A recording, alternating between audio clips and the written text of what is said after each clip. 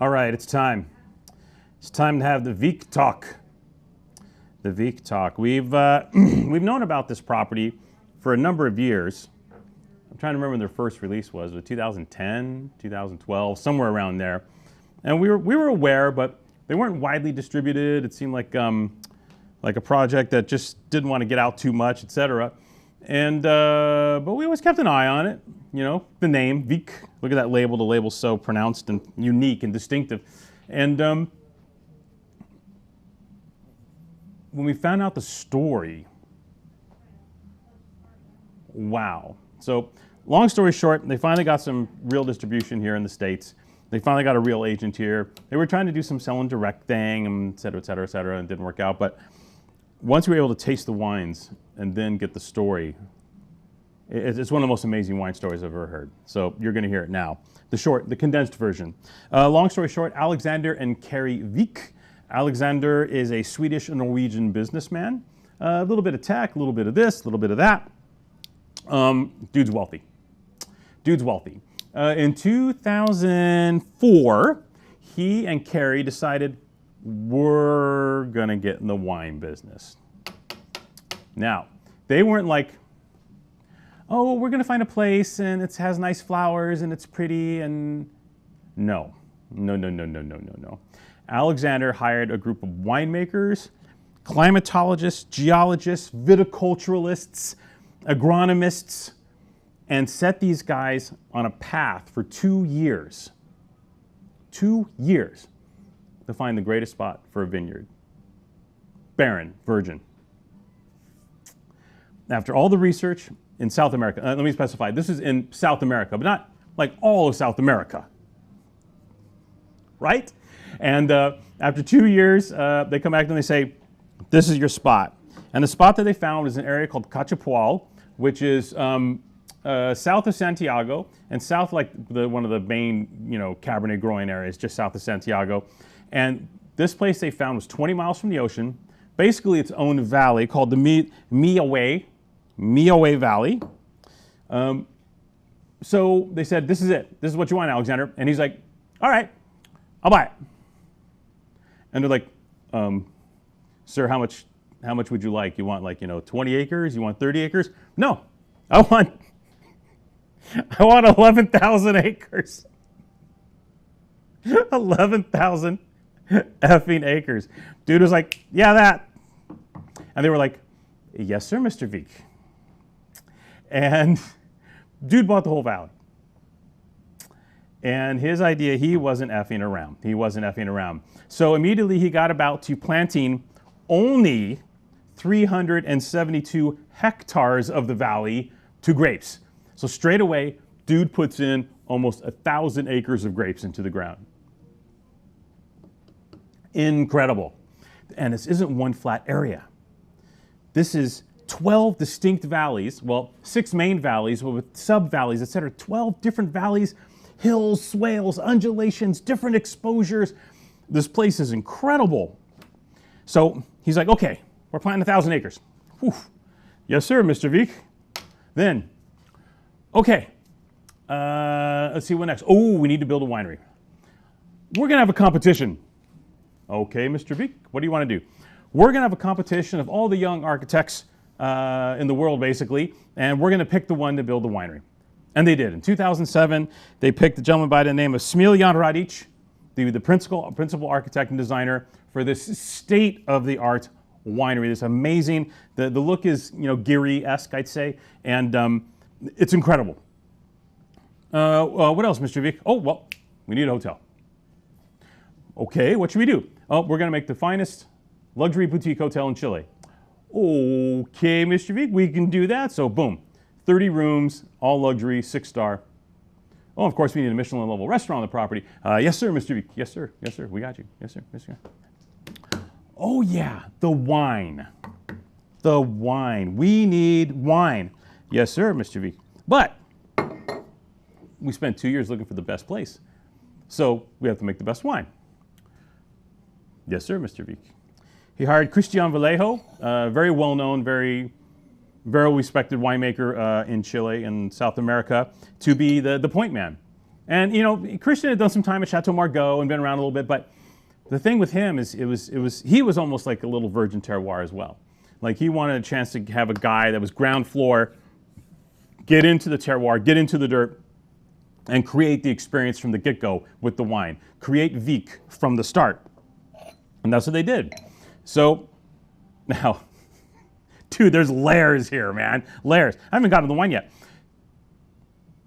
From a winemaking standpoint, what can we do different? How can we make our wine better? Okay, we're going to grow organically and all that kind of stuff.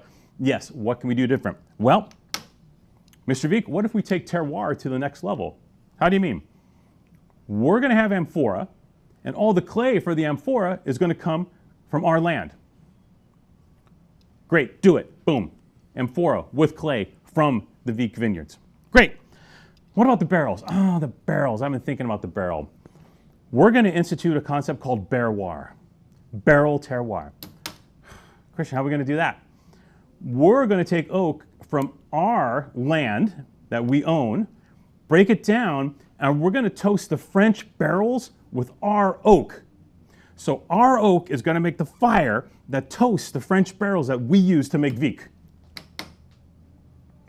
Sounds good. Do it. Okay. It doesn't stop. This is one of the most remarkable wine stories I've ever heard. And now we get to the wine. Ah, the wines. You know, even Rome wasn't built in a day with all that money, all that tax revenue, all that pillaging from other places that they conquered. Rome still took time to physically build. And like anything at this level, it takes time to physically build. The early releases were like, coming, but they were young vines planted in 2006. We were tasting wines that were from 5-year-old, 6-year-old vines, a lot of Carmenere. It takes time. And the thing is, Alexander, along with Christian, they knew it was going to take time. So they spent a decade focusing, working, figuring out, spinning. And now, folks, things are getting more than good. They're getting great. So this is our first experience with the Vik wines. We waited a decade. We knew this could be something, and now the something is happening. We're starting with the 2021 Milla Cala, right? And this is basically their Cabernet Sauvignon blend.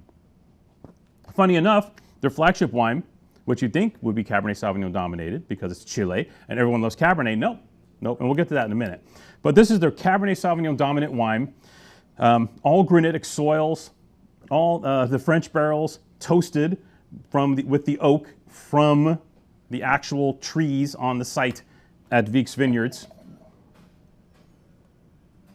About 70% cab, give or take, then a little bit of Carmenere, a little bit of, well, this one does not have any cab, says it has no cab franc in the back. I saw elsewhere it said 4% cab franc, but basically 3/4 Cabernet, a little bit of Carmenere, a dollop of Syrah, and a dollop of Merlot in the blend here. Exquisite stuff. Now, Chile does have its terroir.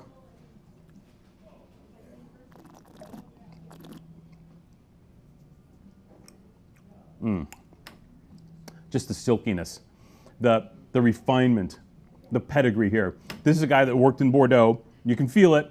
This isn't trying to be Harlan. This is trying to be Margaux. That's the direction, the finesse, the power allied to elegance and silky texture here. It is Cabernet. Gorgeous, you feel it. Wonderful wine. 21 is a cool vintage. And it gets a little bit warm there. You know, this is Chile, right? And they're 20 miles from the ocean, so they get a little bit of that breeze rolling in the afternoon. I probably live, I don't know, 25 or 30 miles the crow flies from the ocean. And you get it, that afternoon cooling breeze that comes in, that works everything through. And it's really wonderful. So even though you're not on the water, the effects of the ocean and the water are still felt in the vineyard as you go through the day. Nearly, pretty much towards the end of the day, actually. Really helps bring temperatures down here.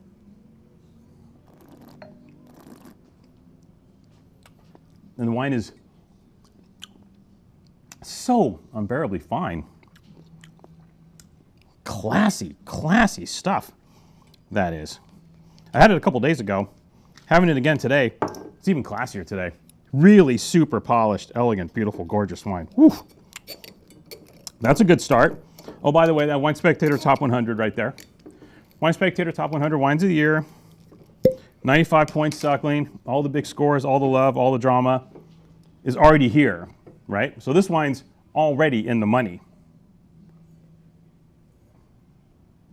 But now let's take a look at the big dog.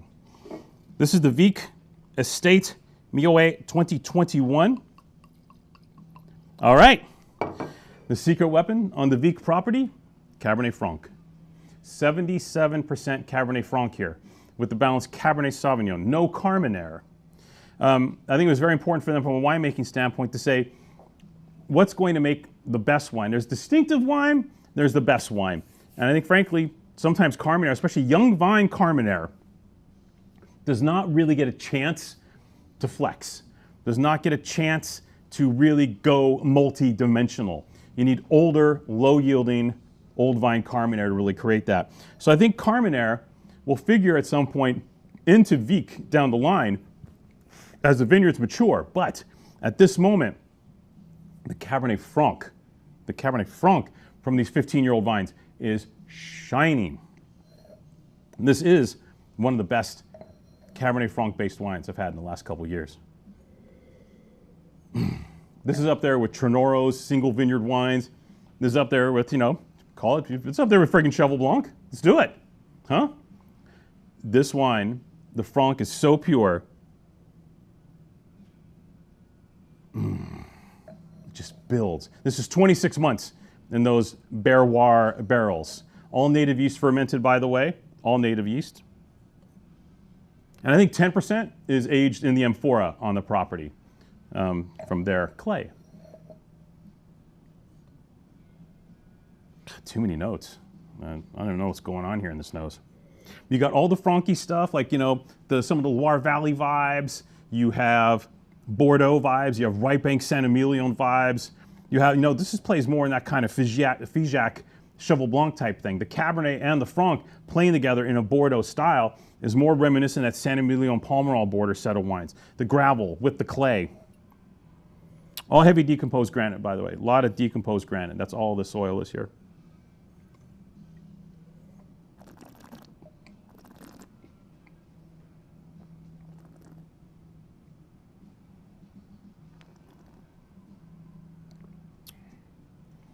$100 points, baby, all the way. 100 points Suckling, 100 points Gilbert and Gaillard. Don't know who those guys are. But triple digits for the Vik 2021. I can see being floored by this wine. But I think you have to be a pretty astute palate to be floored by this wine. This is thinking person's 100-point wine. This is connoisseur 100-point wine. This is going to age spectacularly. Just like you would, young Figeac and young Cheval Blanc used to confuse a lot of critics, including Bob Parker himself. Bob Parker was notorious for giving Cheval Blanc when it was young 91 points and then 20 years later giving it 100. Franc needs the time. It needs the stretch. Franc gets supple and refines as it ages in the bottle. If you've had older vintages of Cheval, again, you know this. Older vintages of Figeac, you know this.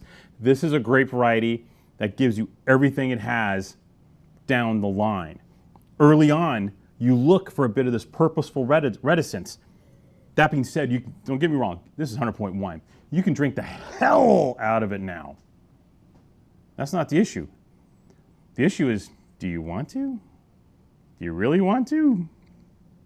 This wine says, wait to me in the best possible way.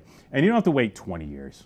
You can wait 7 years on this wine. And boy, is it gonna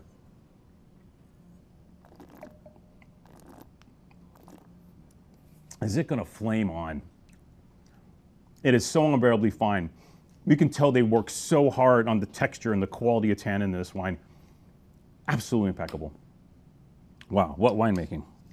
What grape growing. Well, Alexander, you did it. You did it.